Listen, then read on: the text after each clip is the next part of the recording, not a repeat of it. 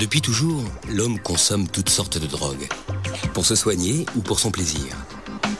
Alcool, cocaïne, morphine, c'est dans le cerveau que toutes les drogues agissent. Aujourd'hui, la biologie est capable d'expliquer leurs effets au centre de nos têtes. Et l'étude des drogues permet à la science de mieux comprendre le fonctionnement du cerveau. Le tabac et l'alcool, en vente libre, sont les substances les plus consommées dans le monde. Les scientifiques, pourtant, les considèrent depuis longtemps comme de véritables drogues. Consommé aux Caraïbes et en Amérique centrale comme plante médicinale ou rituelle, le tabac est découvert au XVe et au XVIe siècle par les grands explorateurs. Le français Jean Nicot initie la culture du tabac en Europe et donne son nom scientifique à la plante. Fumé, prisé ou chiqué, le tabac devient très vite à la mode et se diffuse dans le monde entier.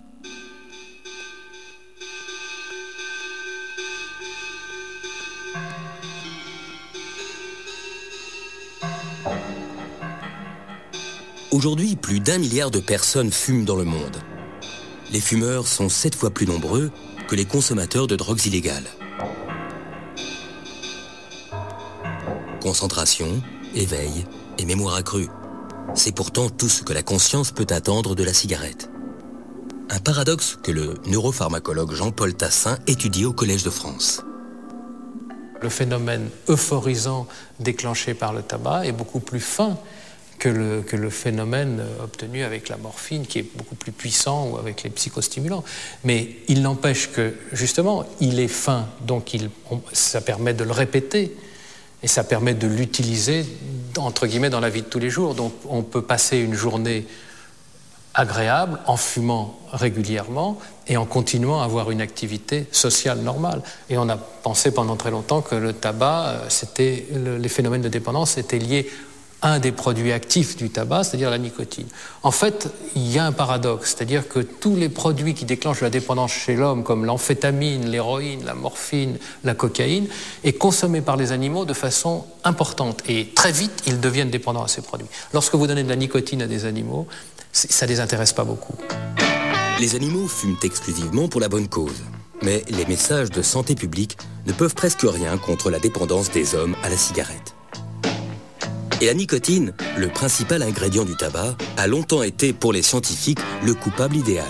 If you think this looks ridiculous, remember, smoking is just as unnatural for you as it is for them. Sans les rats et les souris, jamais l'action des drogues n'aurait pu être étudiée. Ils partagent une grande partie de leurs gènes avec nous et les drogues déclenchent les mêmes tempêtes dans leur cervelle. En fait, l'humanité tout entière a une dette morale envers ces petites bêtes.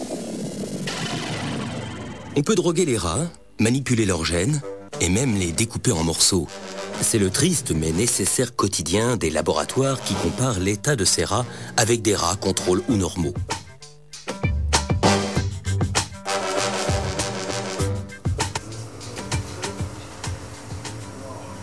Dans son laboratoire de Bordeaux, un haut lieu de l'étude des drogues, Martine Cador étudie le comportement des rats vis-à-vis de la nicotine.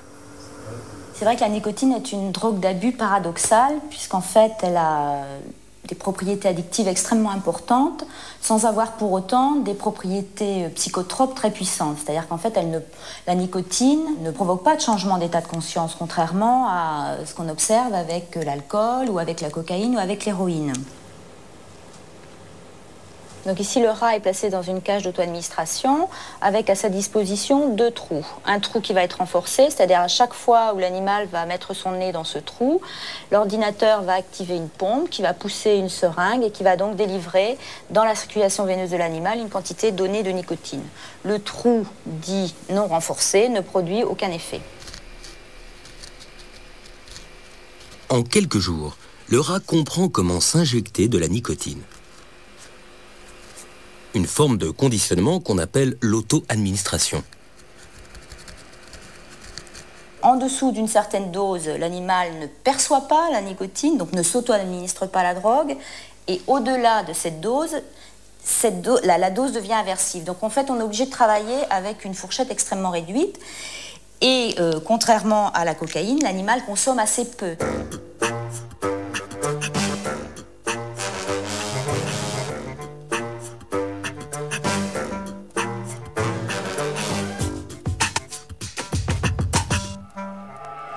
Pour agir, la nicotine, comme toutes les drogues, pirate le système de communication du cerveau. Car notre cerveau passe le plus clair de son temps à bavarder avec lui-même. Son bon fonctionnement repose sur un dialogue incessant entre nos 100 milliards de cellules nerveuses, les neurones. Pour faire circuler l'information, les neurones s'envoient des messages chimiques qu'on appelle les neurotransmetteurs. Que ce soit la douleur, le plaisir ou le rythme des échanges d'informations, les neurotransmetteurs régulent un équilibre subtil et complexe, dont dépend l'ensemble des fonctions de notre organisme. Entre chaque neurone, il existe un petit espace où règne une intense activité. C'est ici, dans la synapse, que les neurotransmetteurs agissent.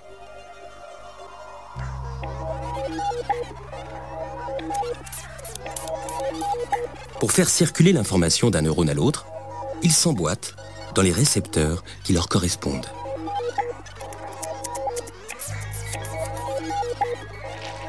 Si la nicotine favorise la mémoire et la concentration, c'est parce qu'elle pirate le réseau qui est responsable de ses fonctions dans le cerveau.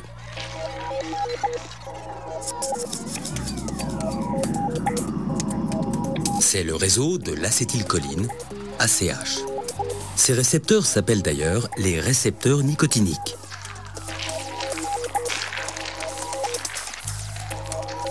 Mais la nicotine est beaucoup plus forte que l'acétylcholine. Elle déclenche la libération d'un autre neurotransmetteur, la dopamine. Une molécule qui est à l'origine de la sensation de plaisir que procurent toutes les drogues.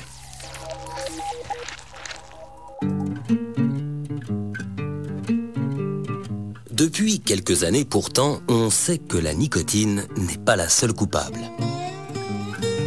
On la soupçonne d'avoir des complices. Une des hypothèses que nous testons ici au laboratoire, c'est effectivement de savoir si dans le tabac, en fait, il n'y aurait pas d'autres substances qui favoriseraient justement la propriété addictive de la nicotine.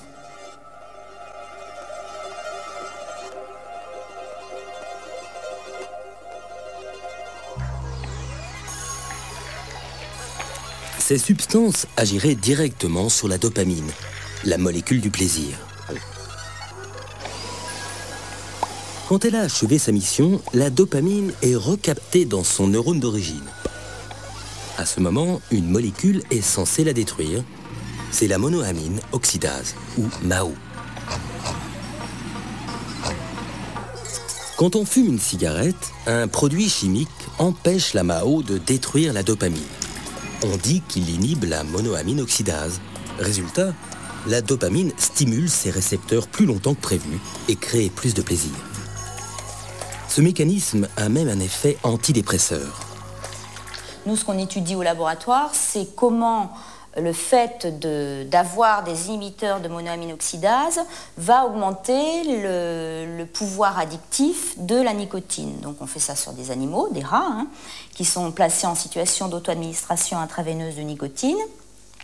Et on a deux groupes de rats. Un groupe de rats qui est mis donc en situation où il peut s'auto-administrer uniquement de la nicotine, et un autre groupe de rats qui a accès à la nicotine plus des inhibiteurs de monoamine oxydase. Et en fait, on s'aperçoit, dans les premiers résultats qu'on a pu obtenir au laboratoire, que ces animaux qui ont accès à la nicotine plus les inhibiteurs de monoamine oxydase s'auto-administrent plus de nicotine et sont capables de travailler beaucoup plus pour obtenir une injection de nicotine. C'est-à-dire que leur niveau de motivation, la motivation qu'ils montrent pour s'auto-administrer la drogue est beaucoup plus importante.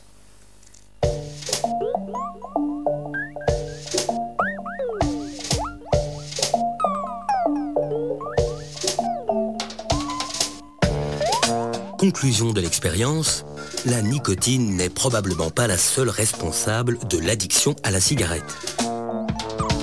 Mais quelles sont les autres molécules impliquées? Les scientifiques essaient encore de les identifier. Il faut dire qu'ils ont le choix. On sait qu'il existe jusqu'à 4000 produits chimiques dans la fumée du tabac.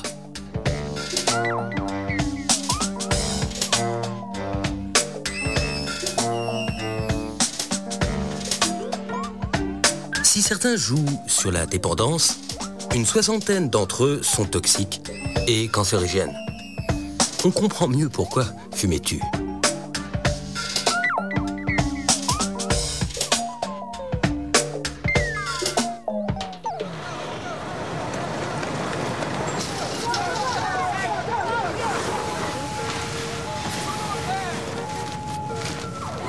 Des cancers aux maladies cardiovasculaires, aujourd'hui, près de 5 millions de personnes meurent de la cigarette tous les ans dans le monde.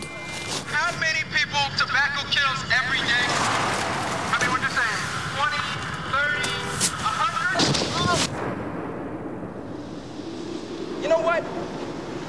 We're going to leave this here for you so you can see what 1,200 people actually look like. Et je danse de tout mon cœur, car je vais grandir vite, vite. Et quand je serai moins petite, je fumerai comme un sapeur.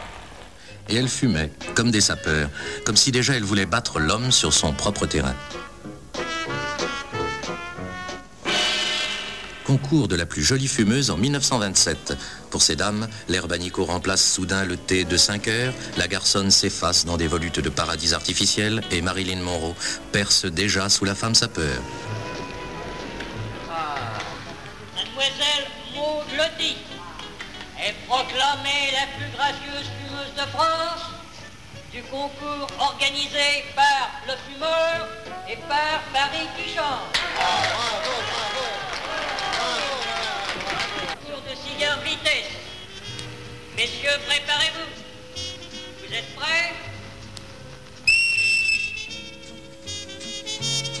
1930. Aux hommes, comme d'habitude, il reste l'effort athlétique, la rage de vaincre les femmes à la pointe du mégot, même si certains retrouvent au Monsieur Freud des gestes d'enfants pour suçoter leur cigarette, comme la tétine d'un biberon. La cigarette n'a fait son apparition que dans la première moitié du 19e siècle. Elle est rapidement produite à une échelle industrielle, mais c'est au 20e siècle que la consommation explose, encouragée notamment par les distributions gratuites aux soldats. Aujourd'hui, l'industrie du tabac fabrique tous les ans 5500 milliards de cigarettes. Let me take your hand, try to understand. I will always care. Campagne choc, augmentation des prix, interdiction de fumer dans les lieux publics, la consommation de tabac est en baisse dans les pays développés. Mais les industriels de la cigarette ne risquent pas de faire faillite. Dans les pays pauvres, un homme sur deux est un fumeur. Les scientifiques pensaient peut-être tout savoir sur la nicotine, mais elle leur réserve encore quelques mauvaises surprises. Pier Vincenzo Piazza la soupçonne même d'endommager les neurones. Quand on arrête de fumer, un des effets fondamentaux du sevrage, c'est des perturbations de mémoire et des perturbations cognitives importantes. Donc la question, c'est de savoir comment ça peut arriver. On a découvert qu'en fait, il y a des zones spécifiques du cerveau où il y a une très grande régénération des neurones. Donc il y a des neurones qui sont régénérés de façon continue. Et dans une région du cerveau qui s'appelle l'hippocampe, ces nouveaux neurones paraissent être importants pour la mémoire. Donc on a essayé de voir quels étaient les effets de la nicotine sous ces neurones immatures, sous des neurones bébés, mais dans les cerveaux adultes, et qu'ils servent donc à certains processus cognitifs. Et on a vu que la nicotine a des effets énormes et négatifs sur ces neurones. En fait, elle a réduit la production d'à peu près 50%. Donc, elle tue ou elle bloque la production de nouveaux neurones dans cette zone du cerveau d'à peu près 50%. Aujourd'hui, personne ne sait si ces dommages sont réversibles. Des liens encore plus forts unissent la nicotine et la mémoire. Grand connaisseur de l'action de la nicotine, Hervé Alain n'est pourtant pas un expert de la cigarette, mais un spécialiste de la maladie d'Alzheimer. La maladie d'Alzheimer, c'est bien une... Alors dans le temps, on disait une dégénérescence des neurones. C'est-à-dire que nos neurones, c'est les cellules nobles du cerveau. Ce sont des cellules qui assurent, entre autres, la synthèse de neurotransmetteurs, ces substances qui servent aux connexions entre les différentes zones dans le cerveau. Donc ces cellules dégénèrent, elles meurent. Donc tout l'enjeu aujourd'hui de la recherche, c'est d'essayer de comprendre quel est le signal qui a été donné à ces neurones pour mourir.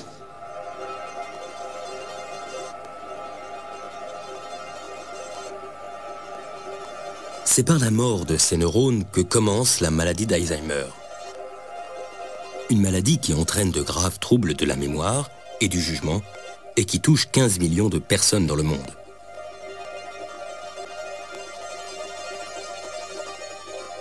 Ça a été une grande découverte de voir que c'était les neurones de l'hippocampe qui souffraient les premiers, car l'hippocampe, c'est un peu le disque dur de notre mémoire. C'est là où l'information, les souvenirs, vont commencer à être stockés.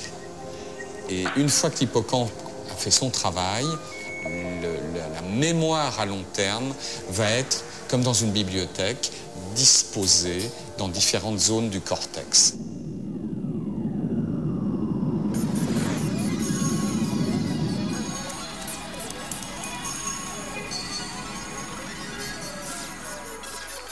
Dans la maladie d'Alzheimer, les neurones qui meurent sont précisément ceux qui fabriquent le bibliothécaire de nos souvenirs, l'acétylcholine. Comme la nicotine agit exactement sur les mêmes récepteurs, les scientifiques se sont inspirés de l'action de la cigarette dans le cerveau pour créer les premiers médicaments contre la maladie d'Alzheimer. Des médicaments qui retardaient l'évolution de la maladie en ciblant les récepteurs nicotiniques. Donc il y a une pharmacologie des récepteurs nicotiniques qui répond à la même stratégie ou à la même hypothèse donc, de ce déficit en fonctionnement de l'acétylcholine dans le cerveau. Mais au lieu d'agir sur le neurotransmetteur lui-même, on va agir sur les récepteurs. Alors vous allez me dire, autant donner du tabac aux malades atteints de la maladie d'Alzheimer. On a longtemps cru, en effet, que le tabac était un facteur de protection.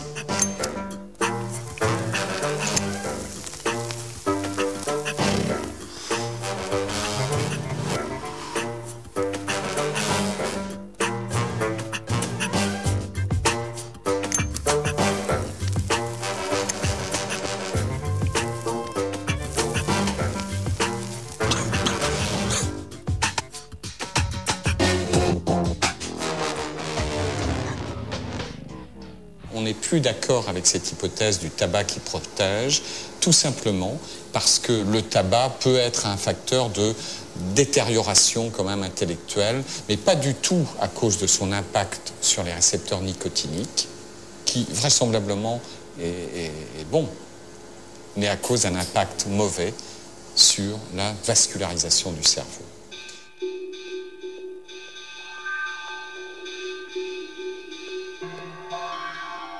La vascularisation, c'est tout simplement le réseau des vaisseaux sanguins qui irriguent le cerveau.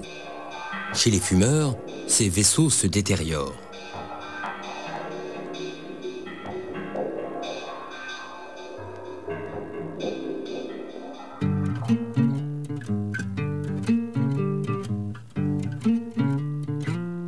Plus d'1 milliard de fumeurs, c'est déjà beaucoup. Mais ce n'est rien à côté des 2 milliards de buveurs occasionnels que compte la planète.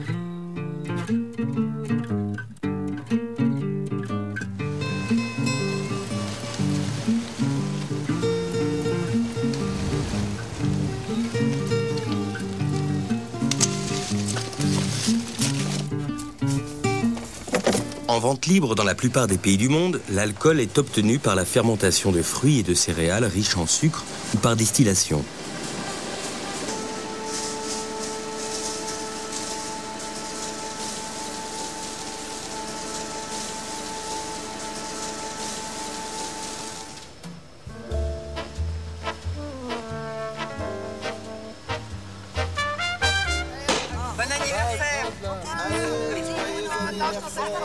Les mots alcool et drogue sont rarement accolés. en particulier en France où pourtant 20% de la population abuse de la boisson.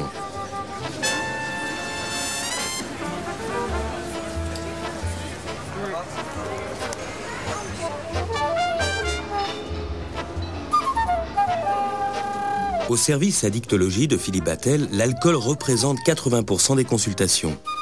L'alcool, drogue, ça fait bondir beaucoup de gens, pas simplement les alcooliers et les viticulteurs.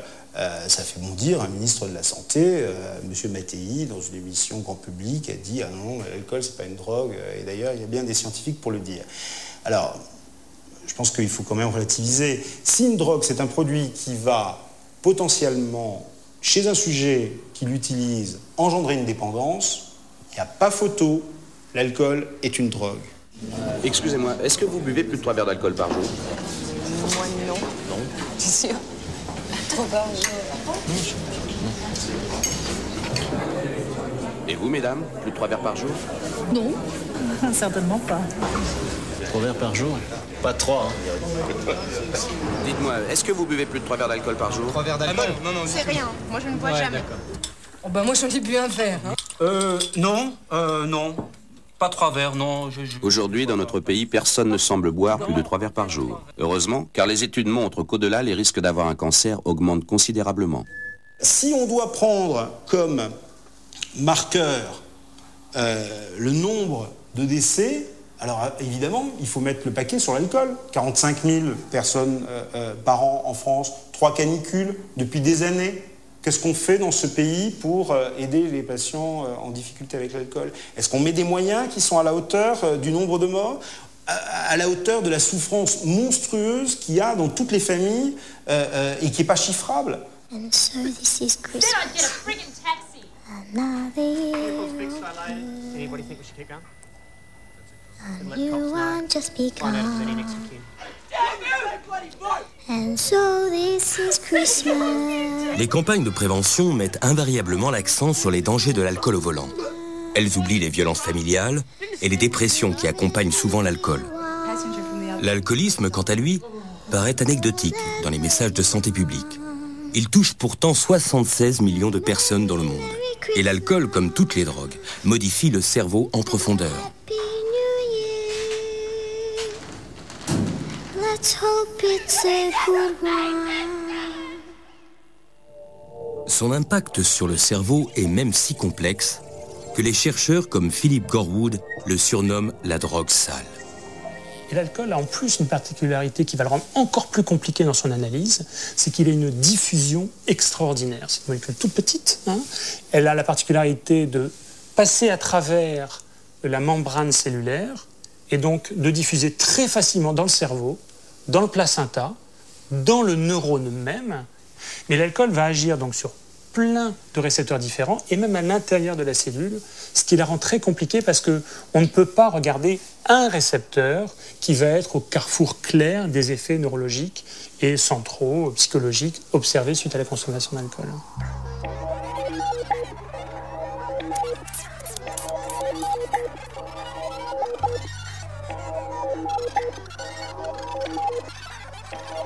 La plupart des drogues concentrent leur action sur un certain type de récepteur.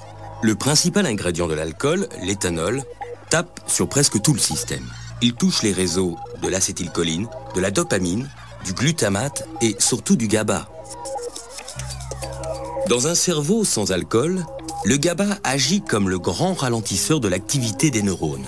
En ciblant les récepteurs du GABA, l'éthanol exagère le ralentissement du cerveau.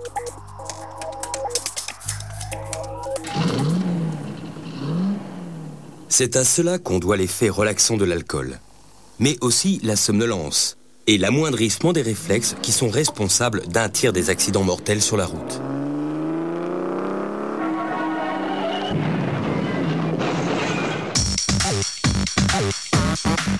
Le monde entier a tendance à réduire sa consommation d'alcool, mais les jeunes femmes en particulier, boivent de plus en plus et de plus en plus tôt. Une précocité qui les rend plus vulnérables à l'alcoolisme. Dans nos sociétés, rien de plus banalisé que la consommation d'alcool. De l'apéro au bon dîner, tous les prétextes sont bons pour boire un verre.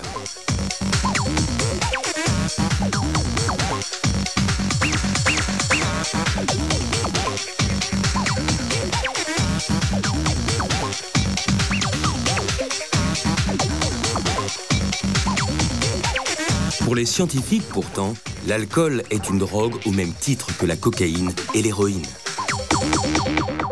La répétition de l'activité de l'alcool va amener à des effets d'adaptation. L'organisme, il a une philosophie dans la vie, c'est l'homéostasie. Alors c'est un terme un peu barbare, mais pour dire quelque chose de simple, c'est le retour à un état d'équilibre. Il n'y a pas plus conservateur que le cerveau et que l'ensemble des organes humains. Donc quand quelque chose vient modifier son dynamisme, il va systématiquement chercher à le ramener à un niveau plus adapté à son moyen de fonctionnement habituel. Comme l'alcool stimule beaucoup le GABA. Le GABA, c'est un frein, on disait c'est un neuromodulateur. Donc qu'est-ce que va faire l'organisme pour lutter contre cette inhibition? Parce qu'il a besoin de fonctionner, le cerveau, pour fonctionner tous les jours. Se réveiller le matin, aller chercher de quoi manger, aller au travail pour pouvoir y manger. Donc tout ça, ce sont des fonctions essentielles. L'organisme va faire quoi? Eh bien, il va désensibiliser les récepteurs au GABA. Ça veut dire quoi? Ça veut dire simplement qu'il va y avoir moins de récepteurs au GABA afin d'éviter d'être trop freiné. C'est ce type d'adaptation qui finit par ancrer l'alcoolisme dans les neurones. Le cerveau est contraint d'inventer un nouvel état d'équilibre. Quand un alcoolique arrête de boire, l'équilibre précaire de son cerveau s'effondre. C'est ce qui crée l'état de sevrage. Ça se manifeste le matin par une nervosité, par des tremblements qui sont fins des extrémités, par une confusion anxieuse, parfois une petite obnubilation, et puis des sueurs et une tachycardie. Si ces symptômes ne sont pas traités, et en règle générale, ils sont traités par un sujet alcoolodépendant, par le fait qu'il s'alcoolise pour les diminuer. Eh bien, dans la journée et dans la matinée, et parfois d'une manière extrêmement rapide et fulgurante, va se développer un grand syndrome de sevrage, avec là des tremblements qui vont intéresser tout le corps. Sur le plan psychique, l'obnubilation va laisser place à une véritable confusion avec des éléments qui sont délirants et qui sont liés à une disperception, c'est-à-dire le fait que le sujet va interpréter dans son champ visuel des objets sur lesquels il va construire une image. Par exemple, et on le voit très bien dans la littérature et dans les films, dans le délirium tremens, il va interpréter la présence d'une chaussette comme un rat, et il va voir des milliers de petits rats au fur et à mesure envahir son champ visuel, ce qui est extrêmement angoissant.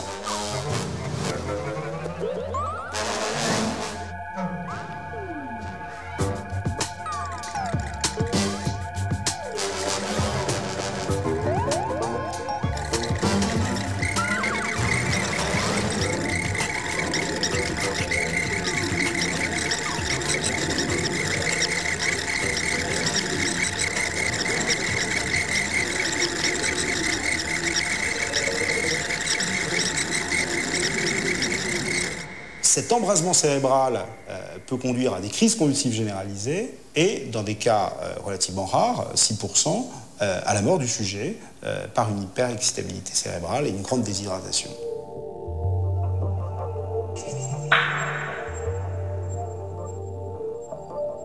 Par un mécanisme encore mal connu, l'alcool provoque une libération de dopamine dans une petite région du cerveau qui gère les sensations de plaisir, le noyau accumbens.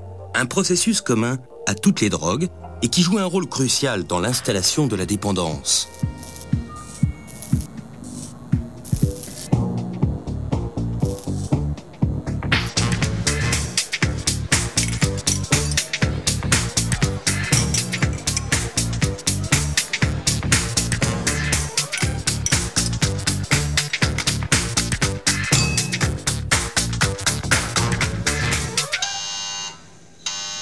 Depuis quelques années, les techniques d'imagerie médicale permettent à des chercheurs, comme Jean-Luc Martineau, de mesurer les dégâts de l'alcool sur l'ensemble du cerveau. On a commencé à étudier des patients ayant une consommation régulière d'alcool il y a une quinzaine d'années. On a commencé déjà à vouloir savoir quelle était la consommation d'énergie des différentes régions du cerveau chez ces patients et si elle différait par rapport à des sujets normaux. On s'est aperçu qu'il y avait une diminution considérable du métabolisme du glucose. Et le glucose est la seule source d'énergie du cerveau dans toutes les parties antérieures du cerveau.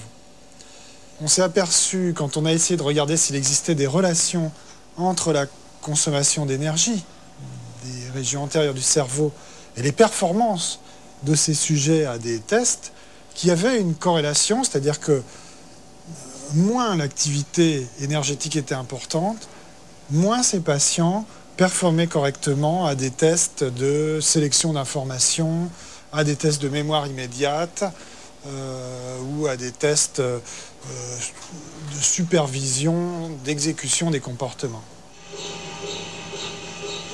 Dans les années suivantes, on a voulu savoir si derrière ces altérations fonctionnelles, il existait des modifications de la structure même du cerveau. Pour ça, on a utilisé l'IRM, l'imagerie par résonance magnétique, qui donne d'excellentes images de la forme du cerveau, de son anatomie, de la matière grise et de la matière blanche.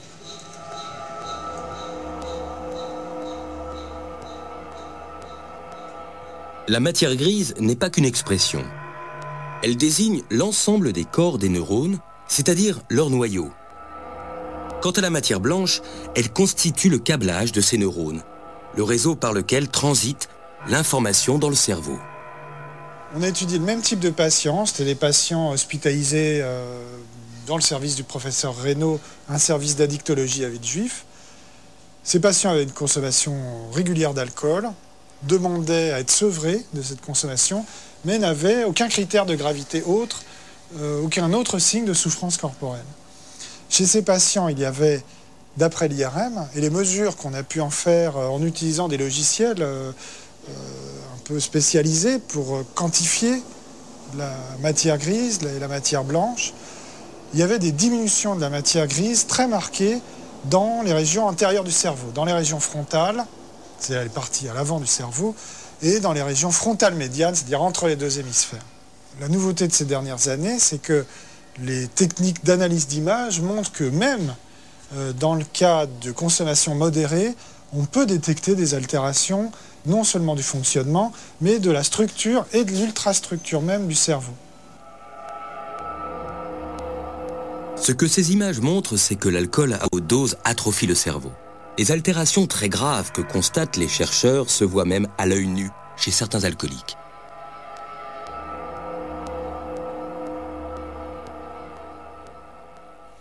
On ne sait pas très bien si ces données sont réversibles. On pense que ça peut être réversible à l'arrêt de l'alcoolisation. Je suis un peu effrayé de ces résultats. Je trouve qu'ils montrent que l'alcool est vraiment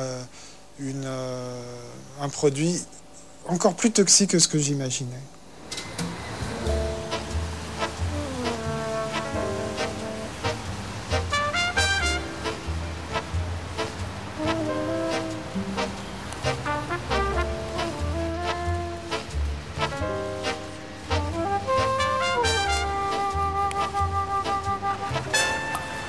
Depuis longtemps, les spécialistes de l'alcool cherchent à identifier les facteurs de vulnérabilité de l'alcoolisme. Et c'est la génétique qui commence à apporter de vraies réponses. Les facteurs qui font qu'on devient alcoolodépendant, c'est très très compliqué parce que c'est un mélange de facteurs culturels, familiaux, éducatifs, tempéramentaux, de pathologies psychiatriques aussi et de facteurs génétiques. Et l'ensemble amenant à un mélange qui est compliqué à discerner et qui fait que certains sujets sont effectivement plus à risque que d'autres.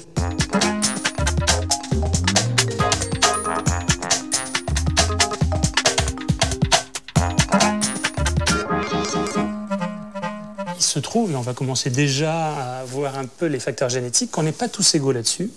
Et il y a en France entre 2 et 5%, une toute petite partie de la population, qui n'est pas très douée pour éliminer la molécule alcool. Parce qu'elle n'a pas un bon capital génétique, peut-être d'ailleurs qui n'est pas si mauvais que ça, mais en tout cas pour la capacité à éliminer l'éthanol, et qui va faire que le métabolite de l'alcool, c'est-à-dire le premier produit de dégradation de la molécule alcool, va être accumulé rapidement dans le sang. Et ce métabolite, il est extrêmement désagréable à supporter. On a des sensations de rougeur, de pâleur, de nausée, parfois de vomissement, de malaise, qui vont faire que la moindre consommation d'alcool va être cataclysmique.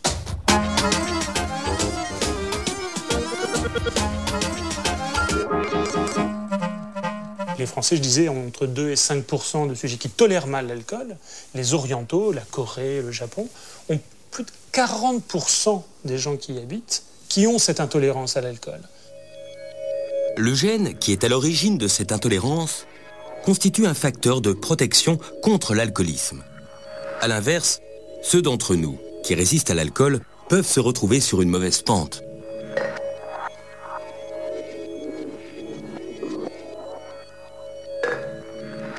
Le fait d'avoir une telle fréquence de la non-tolérance à l'alcool va amener à, bien sûr, une réduction du risque de l'alcoolodépendance.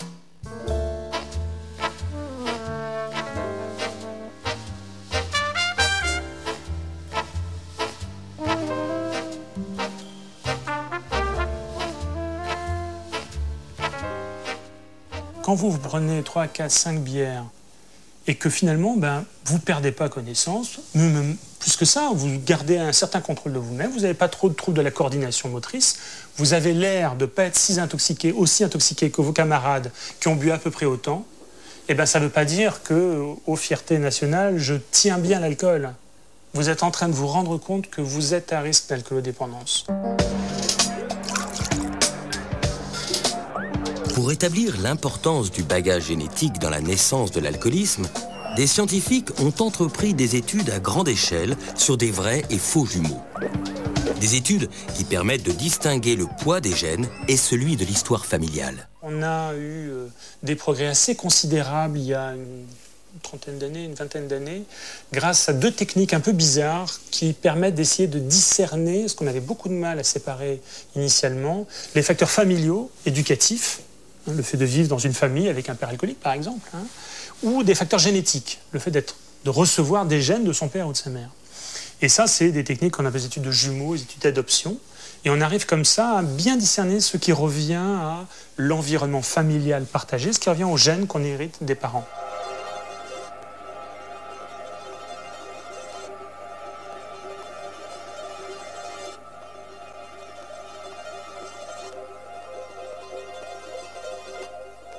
Dans les études de jumeaux, il y en a maintenant à peu près une vingtaine dans le monde, avec maintenant plus de 10 000 jumeaux recrutés dans toutes les différentes nations. Donc on a des idées maintenant à peu près bien établies. Et contrairement à ce qu'on a très longtemps cru, les facteurs génétiques sont bien plus importants que les facteurs familiaux partagés. Bien sûr que c'est pas neutre de vivre dans une famille où l'alcool coule à flot, où on banalise la consommation d'alcool quotidienne, ou même qu'on ait un parent qui lui-même a des disconsommations d'alcool. Mais en fait, le fait d'hériter des gènes qui favorisent la vulnérabilité pour développer ce trouble est plus important encore que les facteurs familiaux qui eux-mêmes n'ont pas d'effet nul. Les généticiens ont renoncé à trouver le gène de l'alcoolisme. En revanche, plusieurs gènes ont déjà été identifiés. Parmi eux, celui qui est responsable de la fabrication de l'un des récepteurs à la dopamine, le récepteur D2. Tout le monde a ce gène dans les chromosomes. Mais il peut se présenter sous différentes formes qu'on appelle les allèles. Chez une grande partie des alcooliques, cet allèle est un peu plus long que la normale. Une singularité qui semble perturber la fabrication des récepteurs D2. Une des formes du D2, du gène qui code pour le récepteur dopaminergique D2, elle est un tout petit peu plus importante chez les alcooliques que chez les sujets contrôle. Ça augmente de 30% le risque d'alcoolodépendance. Mais c'est ridicule, c'est pas ça qui explique la maladie. D'augmenter un chouïa le risque de maladie, c'est pas une explication scientifique de la présence du trouble. Mais c'est pas pour rien que c'est systématiquement présent. On retrouve aussi cette anomalie chez les consommateurs de cocaïne et d'héroïne. Beaucoup de scientifiques pensent aujourd'hui que ce gène représente l'un des principaux facteurs de vulnérabilité à la dépendance aux drogues. Mais il en existe d'autres, et les gènes seuls n'expliquent pas tout. J'ai fait donc pas mal d'études de génétique. À chaque fois que je trouve un facteur de vulnérabilité, je l'ai. Donc j'ai l'allèle S du transporteur de la sérotonine qui prédispose au risque suicidaire. J'ai l'allèle A1 qui prédispose à l'alcoolodépendance.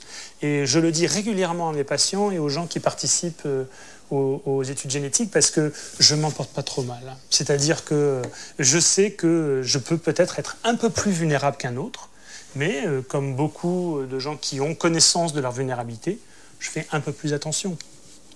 Et bon, prévenir le réseau suicidaire, c'est pas très simple. Donc, si je suis déprimé, j'irai voir un psychiatre. Ça sera pas très facile, moi-même comme psychiatre, mais on en trouve. Et puis après, de toute façon, quand on a des gènes de vulnérabilité, ce n'est qu'une rencontre avec un environnement spécifique qui peut la développer. Hein. Et ça, c'est très important. Et c'est aussi un axe qui se développe beaucoup dans la génétique des addictions, c'est-à-dire d'essayer de comprendre, quand on a un gène de vulnérabilité, c'est en rencontrant quel type d'événement, à quel moment, dans quelles circonstances, que la pathologie peut arriver à s'exprimer. Certains craignent désormais que le dépistage des gènes de vulnérabilité ne devienne systématique, encourageant employeurs et assurances à adopter des pratiques abusives. Une idée en complète contradiction avec la démarche des scientifiques, pour qui la vulnérabilité n'est évidemment pas une fatalité. L'alcool et le tabac bénéficient de tous les nouveaux outils développés pour étudier la chimie du cerveau, la génétique et la psychologie de l'addiction. Les scientifiques peuvent maintenant évaluer à sa juste mesure l'extraordinaire complexité de l'action de ces drogues dans le cerveau. Ce sont les drogues les plus consommées dans le monde et les plus dangereuses pour la santé. Longtemps victimes d'un déni collectif, elles sont désormais considérées comme des drogues à part entière.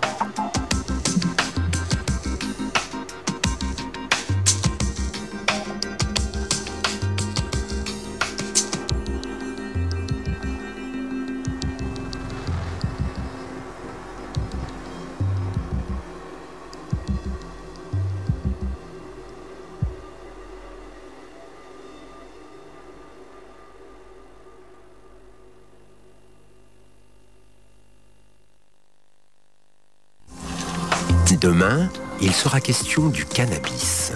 Si l'action de cette plante sur le cerveau n'est vraiment comprise que depuis quelques années, les scientifiques ont aussi fait des découvertes surprenantes.